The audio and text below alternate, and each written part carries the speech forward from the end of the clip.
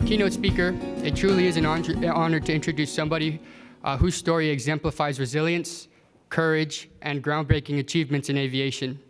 Captain Theresa Claiborne is a trailblazer, having become the first Black woman pilot in the United States Air Force. Her career spans over 20,000 flight hours, flying everything from KC-135 Stratotankers to Boeing 787s for United Airlines.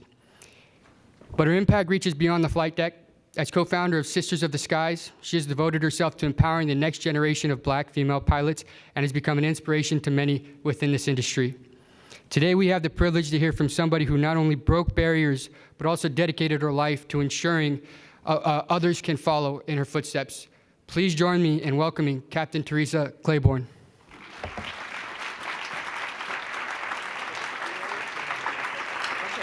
Hello, everybody. Listen, I first want to say thank you so much for the invitation to the committee. It's pretty amazing. I will tell you that I was joking with them last night. I went to the restaurant, they were having dinner, and I told them, if I'd have known that I was going to see snowflakes on my GPS, I would not have come. But it's not true. But I do know this. The next time you all invite me, it better be summertime.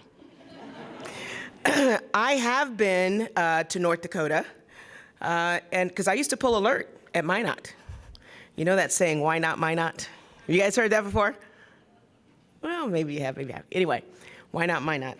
So I'm happy to be here. Thank you so much, Dean, students. It's amazing to be here, and I want to just add a little few touches. You guys did an amazing job today. All the panels were fabulous, stole a lot of my thunder. So I do believe in just kind of playing it by ear after that. I mean, you can write a speech, but you need to speak to your audience. So let me just start with this little video.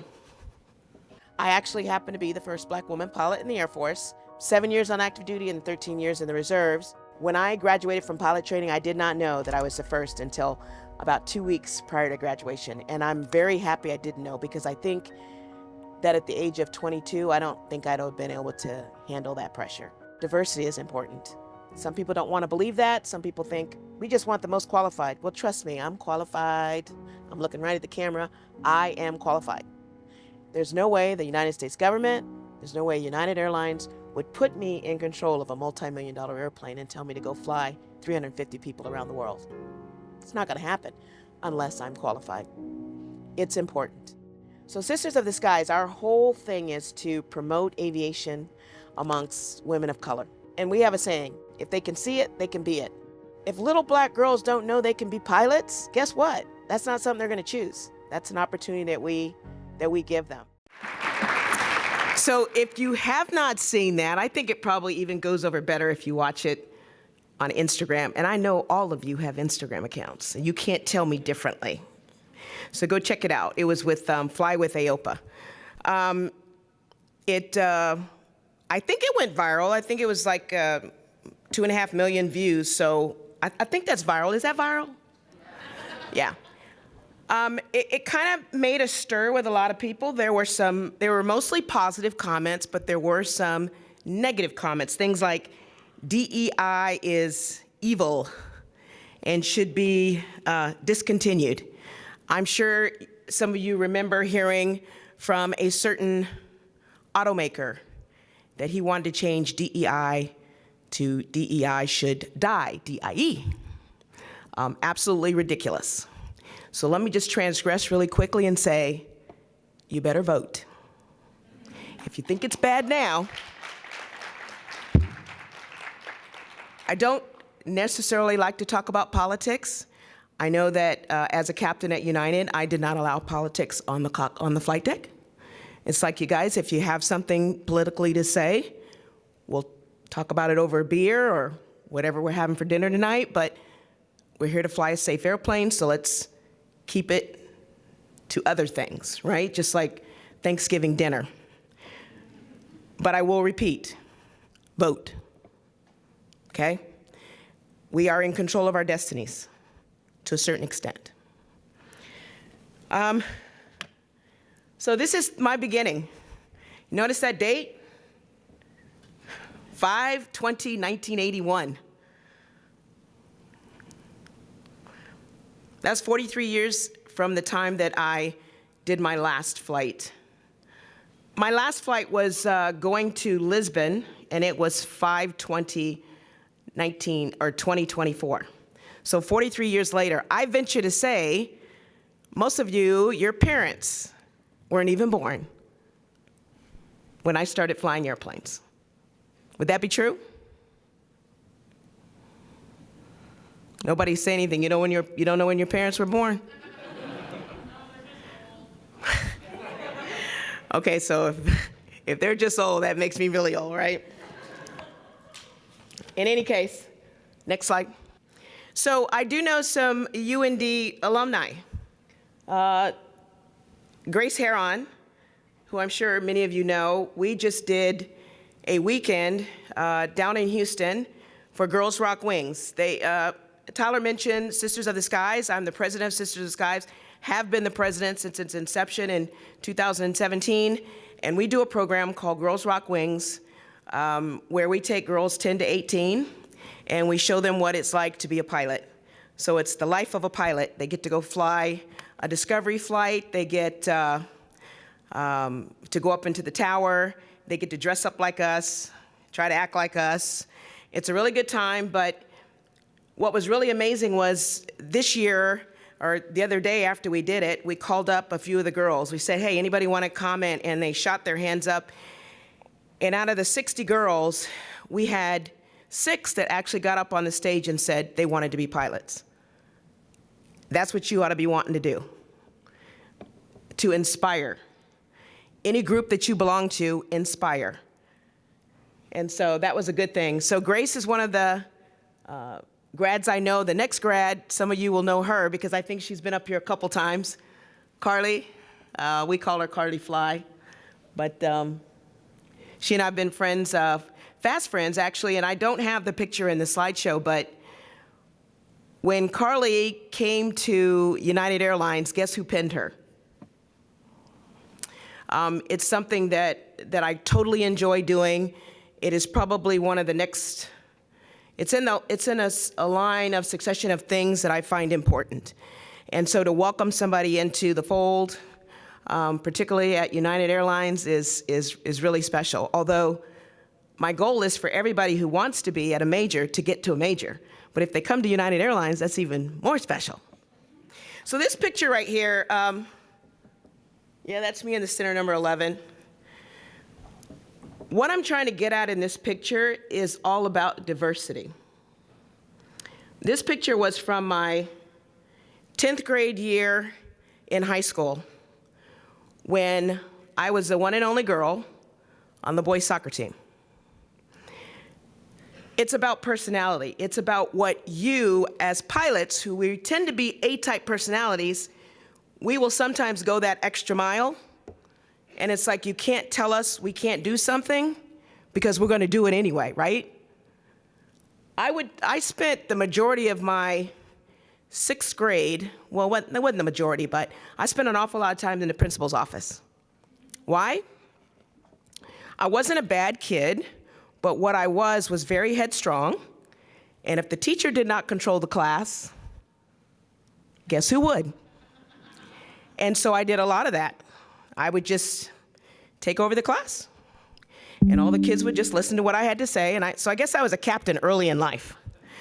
But that's that same personality, and I venture a lot of you have that same personality. So you just have to learn how to corral it, use it when you need it. I had a few situations as a first officer where I didn't corral it, and there was a situation because the captain is the captain. Somebody's got to be in command, and the other person's just got to take direction. If you have a legitimate point, yes, you make it. You advocate for what you think is right, but there's a way to do that. But that's a personality. Next slide. I went off to UPT after I got my pilot slot. Something about my pilot slot, it was interesting because back when I became a pilot, they were sending 10 women, or before I became a pilot, 10 women a year. How many women we have in here? Quite a few, actually. You know, not as many as we should, but just think about that. 10 women in the United States of America got pilot slots for UPT in the Air Force. 10. So in my junior year, they decided, you know, the women are working out about like the fellas. They would give us a speech. When you got to pilot training, look to your left, look to your right. One of you is not going to be here at the end. So they had about a 30% washout rate. When they looked at it and said, okay, yeah, the women are kind of holding to that 30%, they decided, let's increase the number to 30 women a year to go to pilot training. So in my junior year, they said, go take the AFO QT. Some of you might have done that already. Go and get a flight physical. And then we're going to have a board meet and decide whether you're going to go to pilot training or not. So I went. First step was to take the physical. And I don't know if, not many of you stood next to me, but I'm 5'2". You got to be 5'4". Back then, anyway. It's not like that any longer. But at the time, you had to be 5'4". So the doctor, while I was getting my exam, while I had my feet in the stirrups, said, nobody's laughing. Come on, ladies. You all know how that was. But said, what is it about being a pilot? Why do you want to be a pilot? Well, when I had gone to ROTC training camp, I got a ride in a T-37. And just like many of you, that first ride, you decide, that's it. This is what I want to do. I'm hooked. I have to do this. And so I explained that to him, and he said, okay. So we left the exam room, and he walked down the hall and said to the corpsman, that's what we called him back then, but the nurse, he said, you know, she's short, but you know they're going to measure her again when she gets to pilot training. How do you feel about changing that to, you know, 64, you know, instead of 62? And the guy said, no problem, sir, because at the time they were given waivers. If you look at aviation or any other profession, for a while there, women were very much discriminated against because we tend to be short in stature. So we weren't able to meet those qualifications. They finally realized that's silly. But at the time, when I would walk up to get measured, the entire time I was in the Air Force, I was on the balls of my feet. Can you imagine that? I got pretty good at it because I would, as I approached them, I wouldn't walk up to the scale and go like this. I'd walk up to the scale like this and stand there and get measured. Some people would say, wow, that's kind of cheating. I say by any means necessary, because I knew that I had already proven that I could take a T-38, next slide, take it out to the runway, push it up to mil power, and hold the brakes. I'd already proven that. So there was nothing in me that said I was doing anything I shouldn't be doing. So that's what I did. Next slide. This was probably one of the best days of my life when my mother pinned on my coveted silver wings. And it was just, I think, 3 weeks prior to that I found out that I was the first. And like I said in that video, I'm very happy that I did not know that entire time that I was the first. You guys know what it's like to go up on a stage check, to go on whatever check you're doing. It's just so much pressure, and you just want to pass. Well, can you imagine me at 21, approaching 22, knowing that I could have been the first black woman pilot in the Air Force? Can you imagine the pressure that would have been? I'm a strong person, but I know that would have probably freaked me out. So I'm happy that I didn't know. So after I graduated from pilot training, which was not the easiest thing in the world, because one of the things I try to teach young women is to make sure that they're good in STEM. That's something that we talk about these days. It's like kind of like the next word, STEM. I mean, everybody really tries to excel in STEM. But back in the day, and I don't think anyone here is as old as me. I'm probably the oldest one in here. But back in the day, they used to say to us, and they definitely said it to me, when I started having problems in math and around the 7th grade, started getting into algebra and a little bit of geometry and stuff, they said, "Oh, Theresa, don't worry about it. You're good at math. You're good in English. You don't have to be good in math and science. It's okay. Just do what you need to do." And so, I'd get a B, but I'd have to study really hard to get a B. And then later on, when I got into high school, that B kind of turned into a C. Algebra 2 trig was really difficult because I didn't get a good foundation in algebra, right? It all builds on each other. And so when I got to pilot training, it was really difficult. But it's something I really wanted, so I just applied myself, just like you do.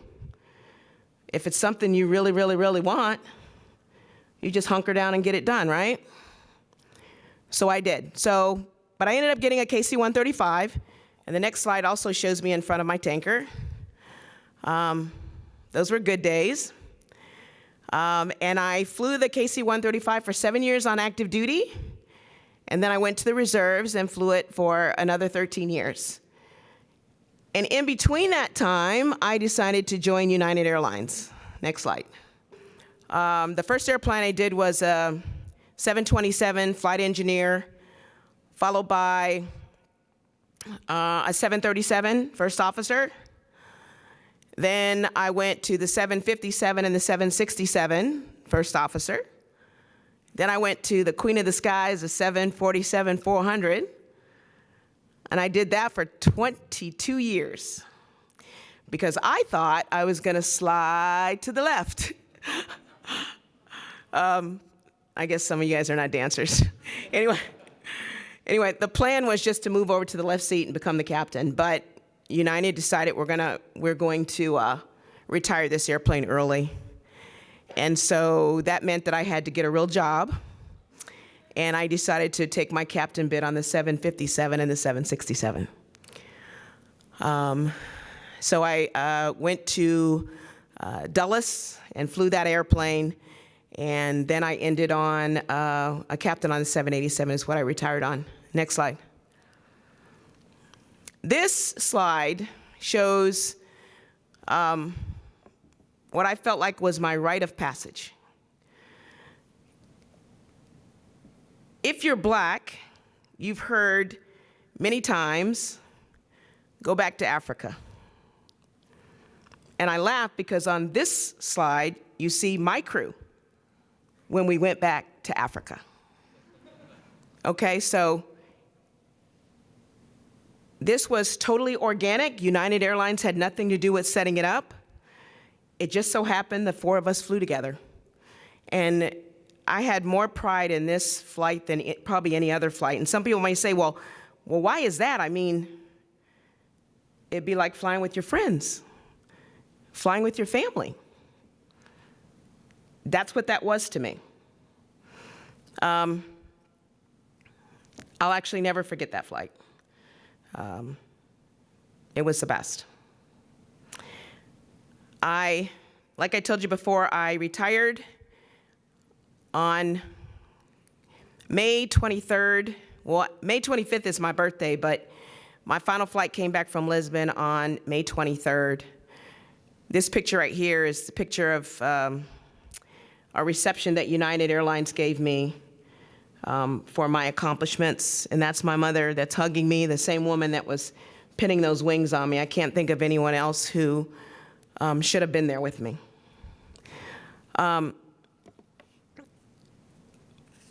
What was I trying to show you in these slides? What is my message that I want you to have? That they're now using diversity as a nasty word. We've heard that different organizations, even different airlines, have come up with other words. It means the same thing.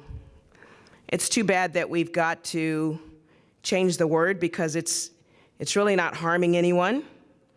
It's what we need.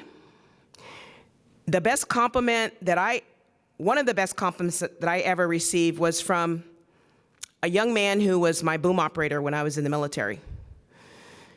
And we had gone and flown, 4.5 hour mission, gotten back and we were doing a debrief. And we're sitting there and we go around the table and everybody gets to speak what went right with the flight, what went wrong with the flight.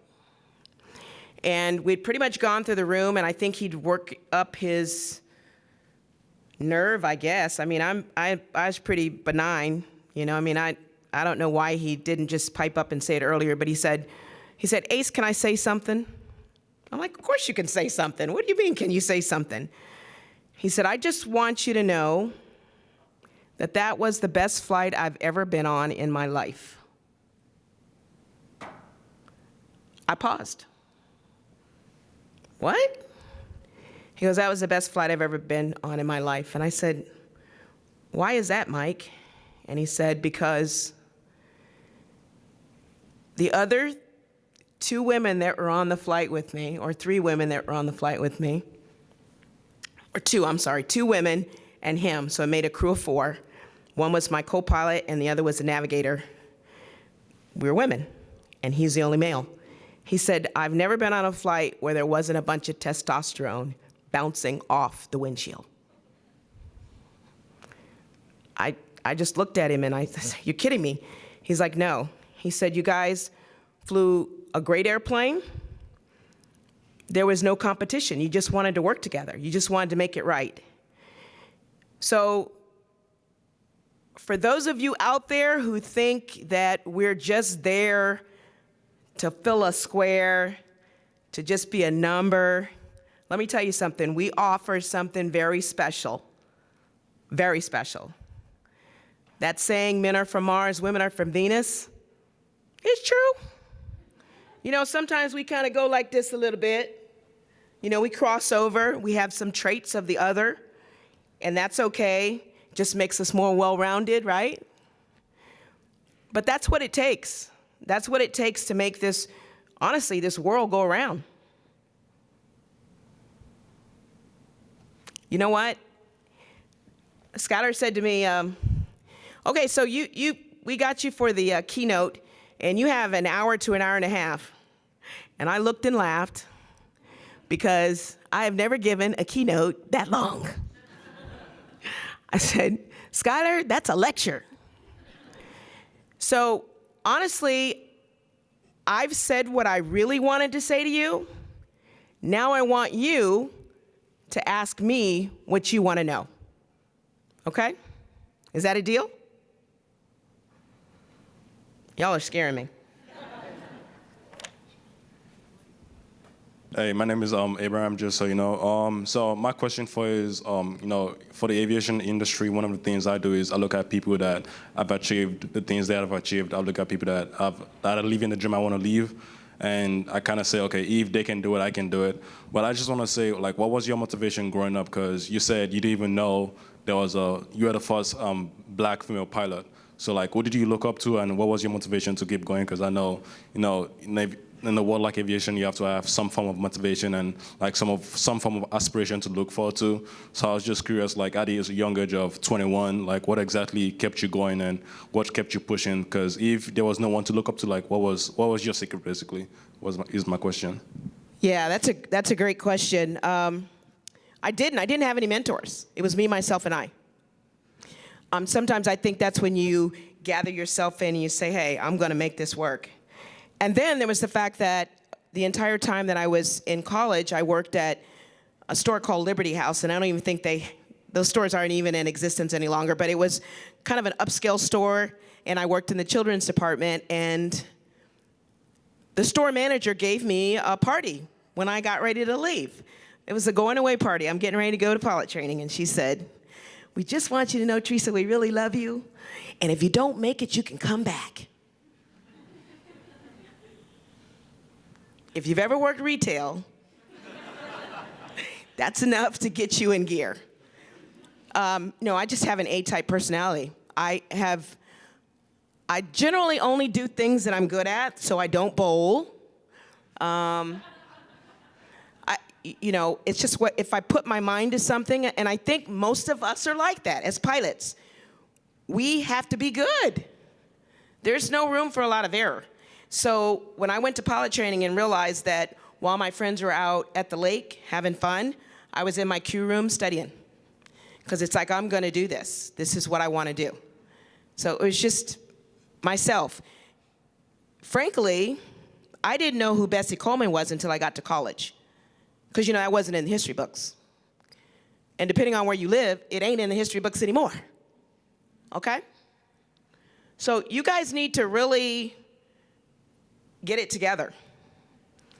You think that things had changed all for the better. They have not. We are under attack. Whether you are black, whether you are gay, whether you are Latino, whether you are Pacific Asian Islander, things are different. Please understand that. Okay? Get it together. You're gonna have to fight for everything that you get. And I don't mean physically fight. I just mean dig deep. Always show them, and one of the things that I say to young women in the organization that I belong to is, don't give anyone an opportunity to say you're not good enough. One of my other favorite stories is when I was in junior high, and I came home one day and I had this look on my face. My mother always told me, don't play poker because we can tell what you're thinking. And I came home and I had this look on my face. My mother said, what is wrong with you? Now, my mother did not finish high school. That was also a motivator. My mother went to the 9th grade, and she always said to me, education, education, education, education. Theresa, get your education. But I come in the house, and I'm upset. And she said, what's wrong with you? And I said, that teacher. She said, what'd the teacher do? And I said, she told me she was grading on a curve. And I got an 89, but she gave me a B. I said, there was only one person that got higher than me, and they had a 90 something or other. So my mother looked at me and she said, wait a minute. I thought 90 and above was an A. I said, it is, but she was grading on a curve. My mother said, do A work and get an A. That's what I say to y'all. You're supposed to be on the center line, get your butt on the center line. Right? If I give you 5 knots, don't be outside of the 5 knots. Doggone sure shouldn't be slow, right? Put yourself out there and do what you're supposed to do so that somebody who maybe doesn't feel like maybe you got what it takes to be there can't say, yeah, I don't know, you were 6 knots slow. Don't give them that room. Don't give them that space. Don't do it. The affinity groups, a lot of them help you get in the position where you could train. Don't let them down either. Do your job. I say to ladies all the time, the ladies that went to the Aviation Academy, because since I'm Sister of the Skies, we got an allotment of scholarships to give out. And one of the things I said to them was, cooperate and graduate. You guys need to be working together.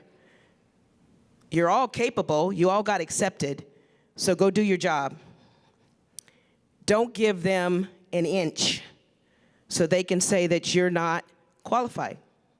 All right, first of all, I want to say thank you for your service, and also thank you for being a pioneer to all the women out there, to all the black pilots out there, to anyone out there, quite frankly. But I know you worked super hard in the industry, and my question is, what did you do in order to not get burnt out in the industry? Because it requires such a hard task. I don't have a military background, so I can't imagine the amount of hardship you went through, but is there some sort of activities or hobbies that you had on the side in order for you not to get burnt out at the end of the month? Because United requires X amount of flight hours a month, so I just know it could be tolling on you, and how do we make it so that, we have good mental health throughout our journey and just not getting burnt out in the industry?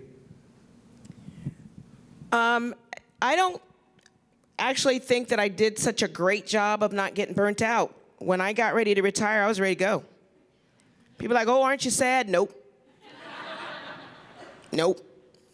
Let you young people take it over and do your thing. Traveled all over the world. It's 15 and a half hours to Johannesburg. Sometimes 16 hours to Delhi. That takes a certain kind of butt.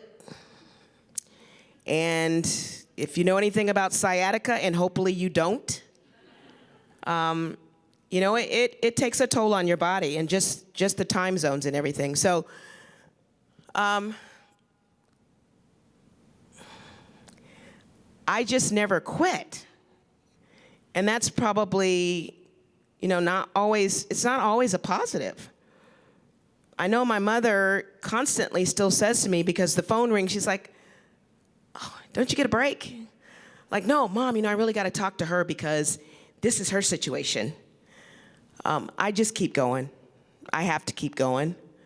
I will probably be regretting that one day when I say, these hours that you could have spent doing something for yourself, you didn't. Flying is awesome, you know that. You get to see the world. When you get to the point where you can fly all kinds of different airplanes, you just keep going. I do sew. I use the other side of my brain. I used to have a business doing interior decorating, so I totally use the other side of my brain. When I was younger, I was an athlete, pretty good athlete, and then I got older and chunkier and, couldn't chase the soccer ball. But yeah, you do what it takes. If you have something that you like to do, keep it. Don't totally give it up. I mean, this is an awesome, great profession, but you still have to have a life outside of it. You really do. It could be kids. I don't have any kids, or at least I didn't birth any babies. Let's say it that way. I have lots of kids. I have Sisters of the Skies. We are about 178 strong. And I consider all those ladies my kids. None of them were flying when I started flying, obviously. And since I just hung it up, they all still look at me as, some of them call me Mama T. So I got lots of kids.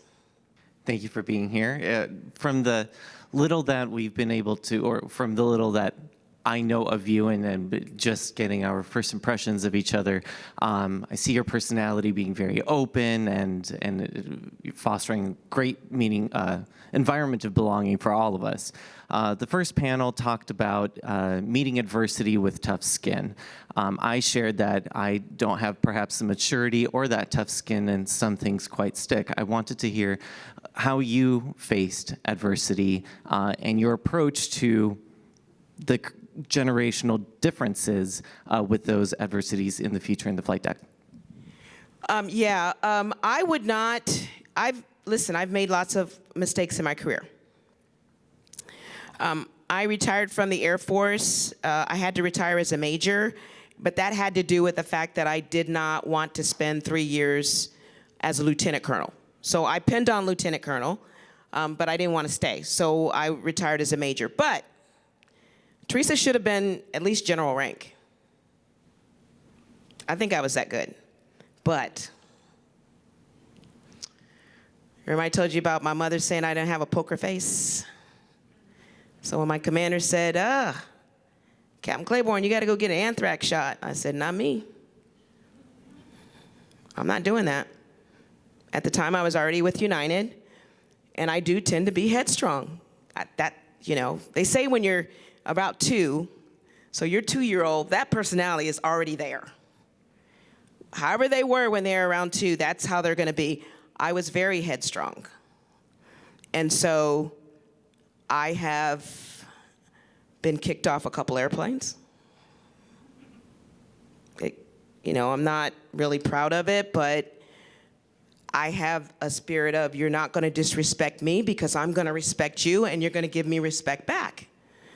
I think a lot of that had to do with the fact that I was a short black woman and you're just not going to disrespect me. Yeah, I didn't always handle it right. But I do know that there is a level of respect that you have to give to the captain. And you can say politely, I'm not comfortable with that. Maybe we should get another first officer. That's the way to really handle that. And guess what? If you're the one that's correcting the situation, they usually don't want to do that. And I've had that before too. When I said, you know what, I don't think this is going to work because I'm not going to let you lambast me all the way across the pond. I'm going to get off the airplane. And he backtracked. Whoa, wait a minute. That was handled correctly. But I have had situations, like I said, I got kicked off an airplane in Australia, of all places, but I was right. I was right.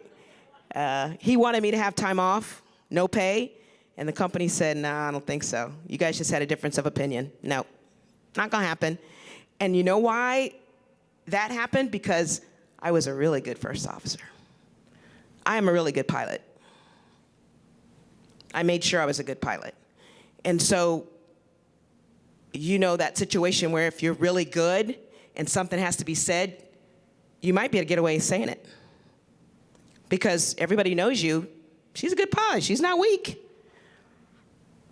But yeah, I didn't handle it really well, all the time. Again, thank you for being here as a member of the FOI committee. We were so excited when you accepted our offer, and we were so excited to have you with us today.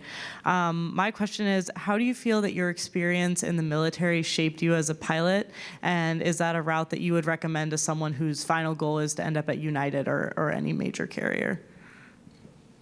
I think, first of all, being a military pilot gave me, in a way, a foot up.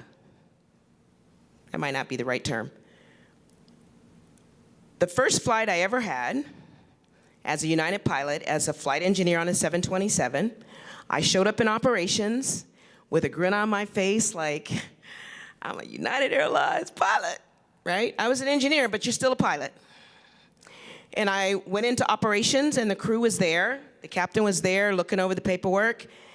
And the rest of the crew was the other two people were kind of gathered around him, and one guy was my instructor, the other one was the first officer.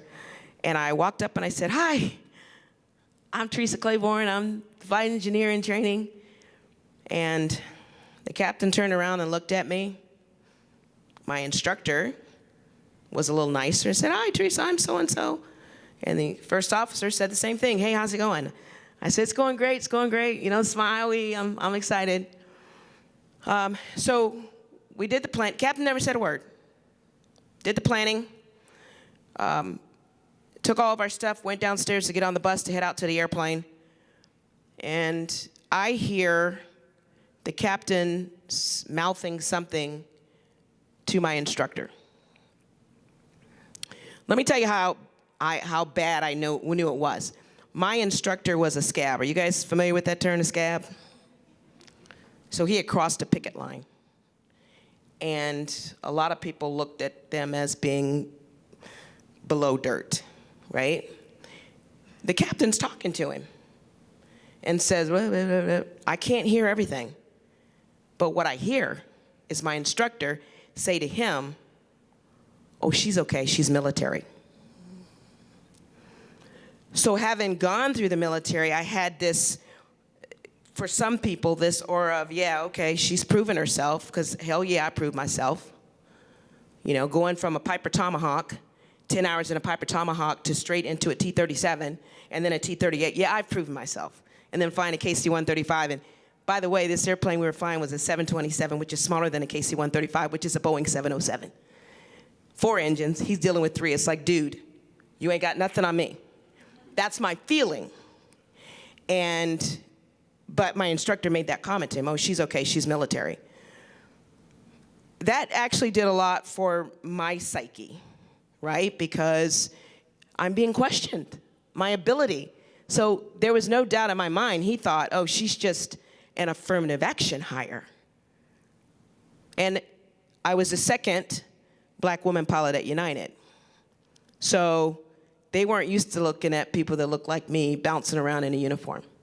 So of course, that's what he thought. Military is awesome. I would say if you have aspirations of the military, the best kept secret is the Guard of the Reserves. If you want to be an airline pilot. If you want to go and do, is it 10 years now after pilot training? That's a long time. If you go in the Guard of the Reserves, you know what? You could be at the airlines in 5 years, if not less, if you fly your tail off, right? So seniority is everything in the airlines. So if those are your aspirations, but yet you want to serve your country, and trust me, I love to serve my country. You know, I felt like I'm a badass tanker pilot, right?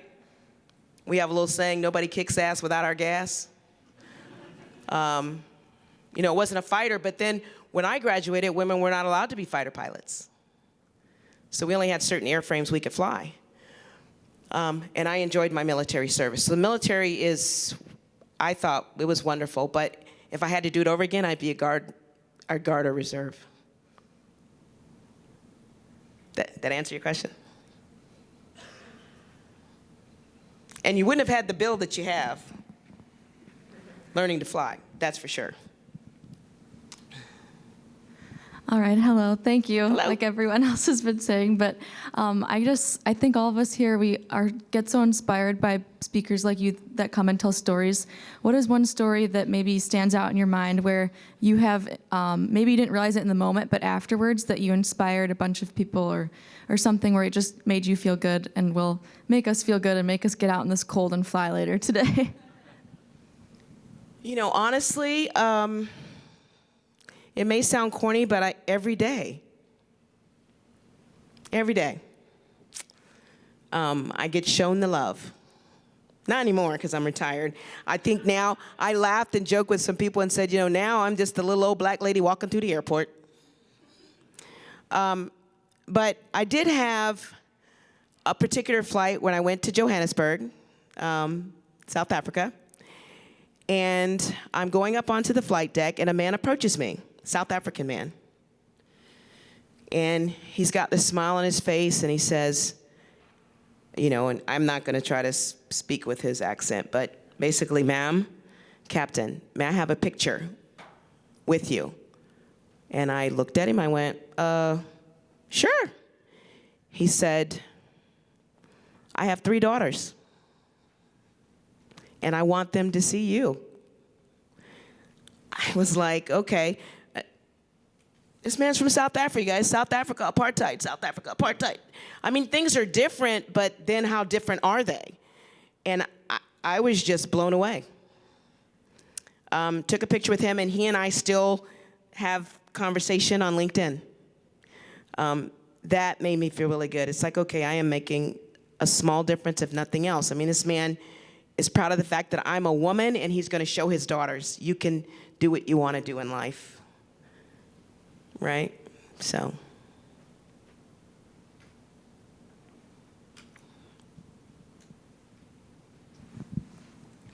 Hi, thanks so much for coming out. As a president of your own affinity organization, what advice do you have to the student leaders here on growing their affinity organizations and getting more members? You know, it's hard. I think it's basically you do good work. I think mentorship programs are the best. That's the thing that draws people in, if you can mentor.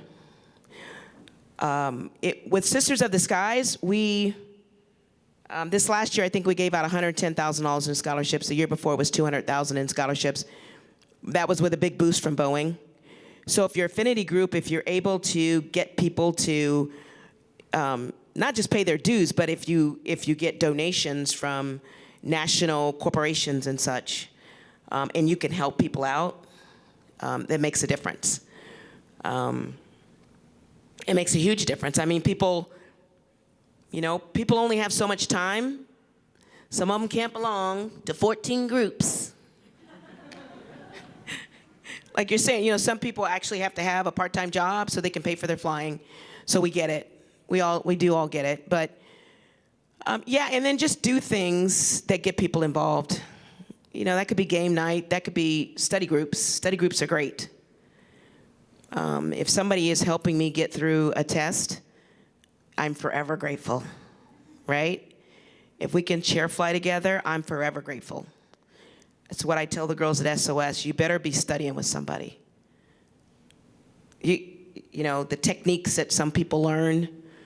I know you're probably big. I mean, you got to know procedure, but there's a way to do things. There's techniques that work. You know, being 5'2" and learning how to fly in a Piper Tomahawk, I had to learn to land the airplane looking out the side window because the nose on that sucker is so long. Once I flared, I cannot see the end of the runway.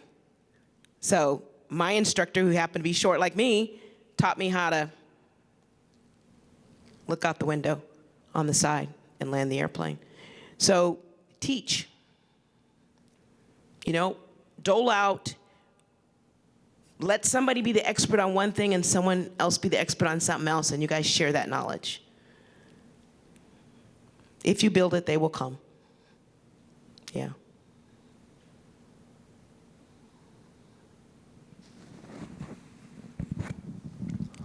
Hello. Thank you so much for everything you had to say so far and coming out to this event. Obviously, being the co-founder of Sisters in the Skies, and as you mentioned, being a mentor, I just wanted to get your advice, get some words on how did you become the mentor that you are? How did you obtain those skills? And what kind of mentors did you have to help you along in that journey? As far as flying, I didn't, you know, I got mentors later on in the game. And a mentor, remember, a mentor doesn't have to be older than you. Mentor can be younger than you. So, you know, there were things that I didn't do so great that other people were doing better. So accept help from maybe people that you maybe thought couldn't help you because they actually can. And then the bottom line is that, you know, I was the OG, the old girl. So they naturally came to me and are still coming to me. And I am what we laugh and joke, and I'm the bad cop. But we have others that are good cops. So if you were to reach out to me and say, this is what's going on, I'm going to ask you what you're doing. Why are you having an issue? And I don't have a problem with saying, get your behind in there and study. Why aren't you chair flying? If you don't know your boldface, do you guys call it boldface? We did in the military, boldface, you know, the emergency procedures. If you don't know those, listen, that's one thing the military did not play with. You could have a deficiency in flying. They'd give you another flight. But don't be busting your tests. They don't take prisoners there. Once you bust so many, you flunk out. And back in the day when I was there, they would send you to, you want to go to nav school? But you couldn't remain a pilot. So if you don't know your procedures, if you can't hunker down and sit and study and memorize that crap, you're going to have a problem. And if you come to me and it's because you're not knowing what your call-outs are, I'm going to be hard on you. Turn TV off. Stay home. Why are you hanging out bowling? But yeah, you just, and then once everybody starts coming to you, it's really kind of hard to turn it off. So, and that's really the reason why I don't. It's not that somebody else can't do it, but I do know that most people are more good cops. And here's another thing to remember. It's a two-way relationship, being a mentor and a mentee, okay? If I am your mentor, but you're not doing your job as a mentee, talk to the hand. Because there's things that you have to do as a mentee also. You have to take some initiative. You have to tell me what you're in need of. I can't read your mind. And there's a whole bunch of yous. and one of me. So you got to establish that relationship, and then the bottom line is you got to know what they need. If you know what they need, then you can help them. Does that answer your question? Okay. Hi, my name is Reagan. Thank you for sharing your story. I just wanted to ask, as pilots in training, particularly in the collegiate way of doing the training, it tends to get a little easy to get caught up in imposter syndrome and comparing yourselves to others. How have you helped mentor people in overcoming that and remembering why you are here and that you are good enough to be here, even when it feels like you're not, even when it feels like you're falling behind? Right. I wish that I could say that I was never a victim of imposter syndrome, but I have been too. We all have been. If you say that you've never had imposter syndrome, you're lying. I'm sorry, you just are. If you're that doggone good, what are you even learning for? So, a lot of times what I tell people is fake it till you make it. I do. Because there are times when all of us feel like I'm not good enough. I can't do this well enough. I remember the first upgrade opportunity that I had from first officer, or we called it a co-pilot in the military, to aircraft commander. There was kind of a pecking order in the squadron. Who was next? And I didn't get the slot. So you better believe there was some serious imposter syndrome going. I'm like, wait a minute. Are they trying to say I'm not a good first officer and that I'm not good enough to be the aircraft commander? I'll go to my grave believing that it was more than that because, that headstrong part of me went into the commander. I was a first lieutenant, and I went into the colonel, and I said, "Excuse me, sir." I always put sir on it. Why are you upgrading him instead of me? And he said, well, it's my decision, isn't it? I said, yeah, it could be. I said, but everybody in this squadron knows what the pecking order is. What are you trying to say? And he had an explanation for it. He said, well, he's coming up on major. So he went to pilot training late. So we want to make him an aircraft commander so that when his board comes around, he's an aircraft commander. Do you think I gave a? I didn't. I'm like, and my true self, I don't know when to stop. My mother used to say, you always got to have the last word. Yep. So I said to him, sir, that's not my fault. It's not my fault that he went to pilot training late. And he said, okay, Lieutenant Claiborne, we're done here. I left. I got the next slot. But if you don't think there was some, because I had to come, I rationalized it that he was taking care of him instead of taking care of me. To this day, I still believe he said he's going up for major. So I think that was the reasoning, but there was also that little switch in the back of my mind going, well, maybe you aren't as good as him. But I was. Just fake it till you make it, honey. Because you're here. You are here, and you've proven that you deserve to be here. You know your stuff. If that means that you got to study a little bit extra, and you got to tell the girls, hey, I can't hang with y'all tonight, then don't, you just tell them, I can't hang with you tonight. Period. Until you get your mind right. Okay? You're welcome. Thank you for all the questions. We have time to field one more question if anybody has a last question for Captain Claiborne. Hi. Thank you for being here. My name's Matt. And my question is, as being involved in leadership in the past with some of these affinity groups and all your experience trailblazing, what have we done well on in the past, and what can we do and change now to be more effective in promoting diversity and inclusion throughout the aviation industry in the future? I think for one, don't be apologetic. Okay?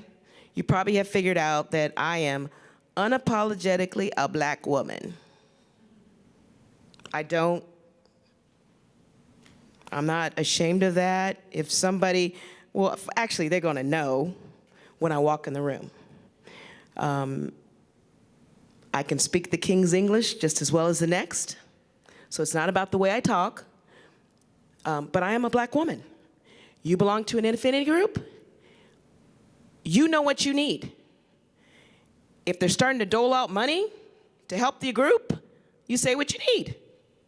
Okay? But you also demand of your members that they do their part. So the worst thing that can happen is that somebody slips through the cracks that doesn't deserve to be there. I'm sure you've all known someone who can't fly their way out of a paper bag. Have you? Maybe not. I've known people like that. I've flown with people like that. It's like, how did you get through the check ride? You don't know your procedures, you don't know your call outs, you don't know nothing. But some people, I don't even consider that faking it till they make it. They got an angel or something sitting perched on them. But if that person is part of your group, check them. You check them. And you check them because when somebody slips through the crack and now everybody looks and goes, see, they can't fly. And then they put that on me. I see. One of the things that I knew as the first is I better do a damn good job. One of the reasons I did not go into management is because I was making sure that everybody knew that black women can fly airplanes. And there's only 25 at United Airlines. And we have 17,000 plus pilots. We got about 1,200 women. There's 25 black women. But of those 25 women, I'm like, you better do what you're supposed to do. Because you can't make it hard on the next person that's trying to get hired. So affinity groups, if someone's not doing what you need to, you check them. You got to check them. Come on, you're only as good as the weakest link, right? Does that answer your question at all? Okay. Okay. Let's give a warm thank you and a round of applause to Captain Theresa Claiborne.